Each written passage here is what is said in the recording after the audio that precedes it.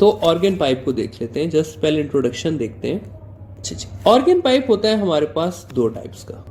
Organ pipe हमारे पास हो सकता है ओपन एट बोथ एंड्स, और ऑर्गन पाइप हो सकता है हमारे पास open at one end only.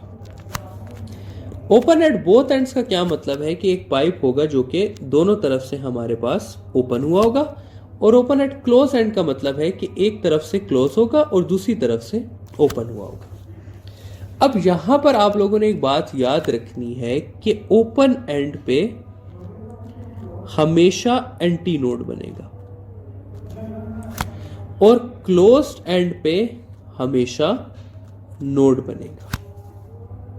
तो अगर मैं इसका फर्स्ट सिनेरियो बनाऊंगा तो फर्स्ट सिनेरियो यहां पर भी एंटी नोड बनाना पड़ेगा और यहां पर भी। तो इसका फर्स्ट सिनेरियो कुछ इस तरह का बनेगा, जबकि इसका फर्स्ट सिनेरियो कुछ इस तरह से बनेगा। ठीक है, तो ये बात आपको पता होनी चाहिए कि ओपन एंड पे हमेशा आपका एंटी नोड बनता है और क्लोज्ड एंड पे हमेशा आपका नोड बनता है। तो सबसे पहले स्टडी करते हैं pipe open at both ends को। तो इसके सिनेरियोस को बारी बारी स्टडी कर लेते हैं। जिस तरह हमने उसके 3 सिनेरियो स्टडी किए, इसके भी इसी तरह हम 3 सिनेरियो स्टडी कर लेंगे। तो ये आ गया इसका फर्स्ट सिनेरियो, ये आ जाएगा जी हमारे पास इसका सेकंड सिनेरियो, और ये आ जाएगा इसका थर्ड सिनेरियो। अब स्टूडेंट्स वही वाली बात है कि हमने ये देखना है कि इसकी लेंथ में कितने लैम्डा शामिल है।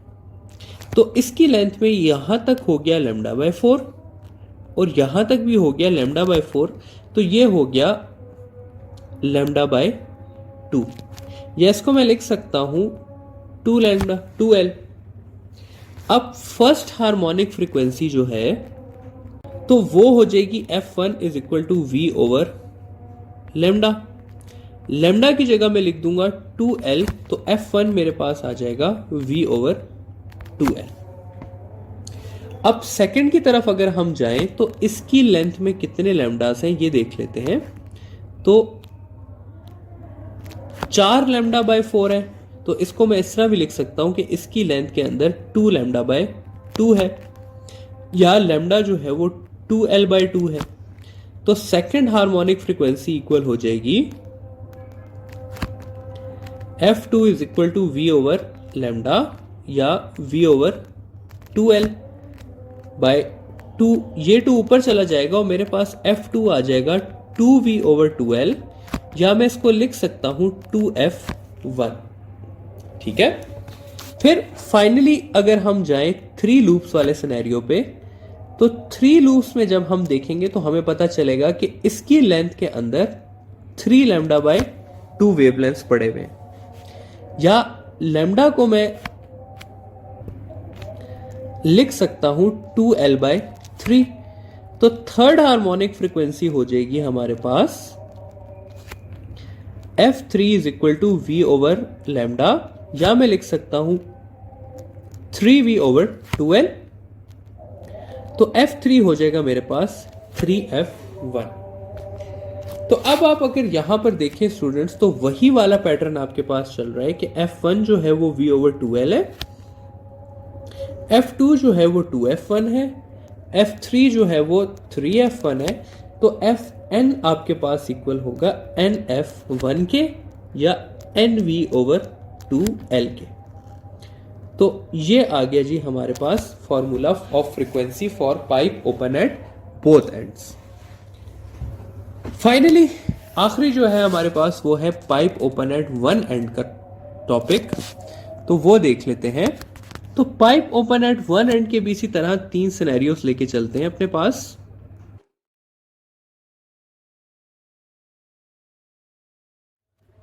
फर्स्ट सिनेरियो इसका ये आ जाएगा हमारे पास, सेकंड जो है वो ये आ जाएगा, और थर्ड जो है वो हमारे पास ये आ जाएगा।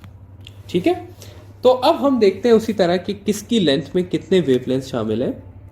तो यहां से लेकर यहां तक यानी कि एक एंटी नोड है और एक नोड है, तो तो एक एंटीनोड और नोड के बीच में हमने क्या पढ़ा था, कितना वेवलेंथ शामिल होता है, तो वो होता है λ/4। ठीक है, या मैं लैम्डा को लिख सकता हूं 4L। अब अगर मैं फर्स्ट हार्मोनिक फ्रीक्वेंसी की बात करूं तो वो इक्वल हो जाएगी V/λ, या लैम्डा की जगह मैं लिख सकता हूं 4। तो F1 मेरे पास इक्वल है V/4L के। ठीक है, फिर अगर सेकंड सिनेरियो को हम देख लें तो सेकंड सिनेरियो में अगर आप देखें तो 1 2 3, तो ये λ/4, ये λ/4 और ये λ/4, तो इसकी लेंथ में कितने शामिल हैं, 3 λ/4, या लैम्डा को मैं लिख सकता हूं 4L/3। तो इस तरह से सेकंड हार्मोनिक फ्रीक्वेंसी हमारे पास इक्वल हो जाएगी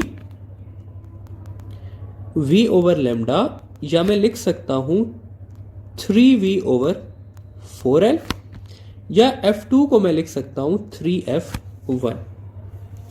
फिर फाइनली थर्ड सिनेरियो को अगर हम देखें तो 1 2 3 4 5, तो ये λ/4, ये λ/4, ये λ/4, ये λ/4 और फाइनली ये λ/4। तो इसकी लेंथ में कितने λ/4 शामिल हैं, 5 λ/4, या लैम्डा को मैं लिख सकता हूं 5L/4, सॉरी 4L/5। तो थर्ड हार्मोनिक फ्रीक्वेंसी हो जाएगी V/λ, या 5V/4L, या F3 को मैं लिख सकता हूं 5F1।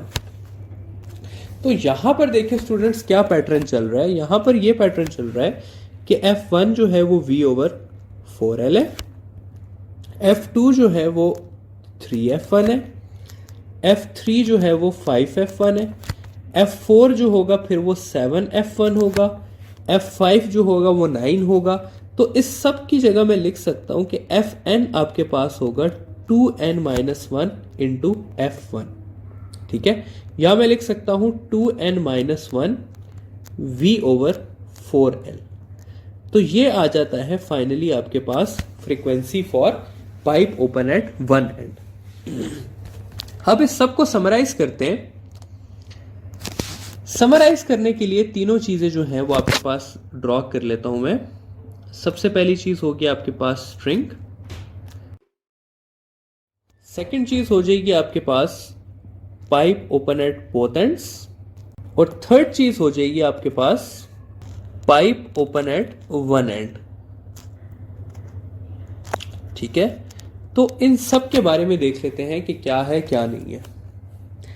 सबसे पहले बात करते हैं फंडामेंटल फ्रीक्वेंसी या फर्स्ट हार्मोनिक की। तो वो इसकी इक्वल है V/2L के। अगर Fn की बात कर लें, nth हार्मोनिक फ्रीक्वेंसी की, तो nth फ्रीक्वेंसी इसकी इक्वल है Fn is equal to NF1, या मैं लिख सकता हूं NV/2L की। अगर हम pipe open at both ends की बात कर लें तो इसकी F1 इक्वल आ जाएगा मेरे पास V/2L के, और Fn इक्वल आ जाएगा NF1 के या फिर NV/2L के। और फाइनली अगर pipe open at one and की बात कर लें तो इसका F1 इक्वल होगा V/4L के, और यहां पे Fn इसका इक्वल हो जाएगा NV/4L के, या इसको मैं लिख सकता हूं NF1 के। सॉरी, यहां पे थोड़ी सी गलती होगी, इसको मैं लिख सकता हूं 2n-1 F1 के या 2n-1 V/4L के।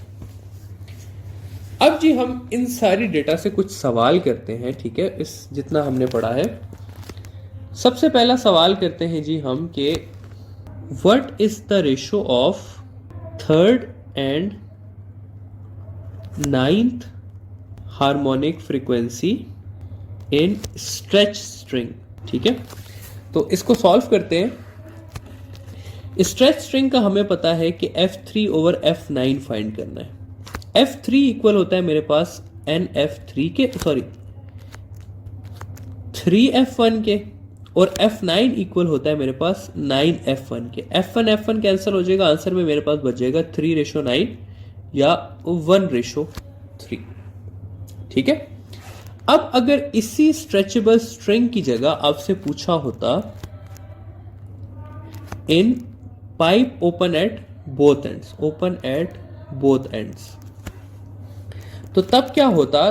तब यह होता कि F3 ओवर F9, यहां पर हमें पता है NF1 के इक्वल है, तो वो 3F1 ओवर 9F1 हो जाता, तो ये हो जाता आपके पास 3/9 या 1/3। अगेन वही आंसर आता। अगर ओपन एट बोथ एंड्स की जगह आपसे पूछ लिया जाता ओपन एट वन एंड, तब क्या होता? तो तब आप लिख देते F3 over F9 is equal to 2 into 3 minus 1 F1 divided by 2 into 9 minus 1 F1। F1 से कैंसिल हो जाता और आपके पास बच जाता 5 डिवाइडेड बाई 17। तो ये हो जाता आपका आंसर। ठीक है, तो इस तरह से आपसे पूछा जा सकता है। एक और सवाल, फाइनल सवाल स्टेशनरी वेव से related. What is the ratio of third and fifth overtone? देखिए स्टूडेंट्स, ये ओवरटोन का लफ्ज जहां पर आएगा ना, उसका मतलब होगा +1। तो अगर मैंने लिखा है फिफ्थ ओवरटोन, तो मेरा मतलब है सिक्स्थ। अगर मैं लिखूंगा 10th ओवरटोन, तो मेरा मतलब होगा 11। अगर मैं लिखूंगा फर्स्ट ओवरटोन, तो मेरा मतलब होगा 2। ठीक है, तो अब अगर मैं सवाल को करूं तो मुझसे पूछा हुआ है थर्ड एंड फिफ्थ ओवरटोन, तो बेसिकली मुझसे 3 और 6 का रेशो पूछा हुआ है। तो 3 के लिए मैं लिख लूंगा 2 3 माइनस 1, और 6 के लिए मैं लिख लूंगा 2 6 माइनस 1। तो ये हो जाएगा मेरे पास 5 डिवाइडेड बाय 11। ठीक है, तो 5 ओवर 11 आंसर आ जाएगा। तो ये था स्टूडेंट्स हमारे पास सारा का सारा स्टेशनरी वेव्स का टॉपिक, और ये हमने सुपरपोजिशन अपना ख़त्म कर लिया। अब हम जाएंगे अपने आखिरी टॉपिक की तरफ, जो कि है डॉपलर।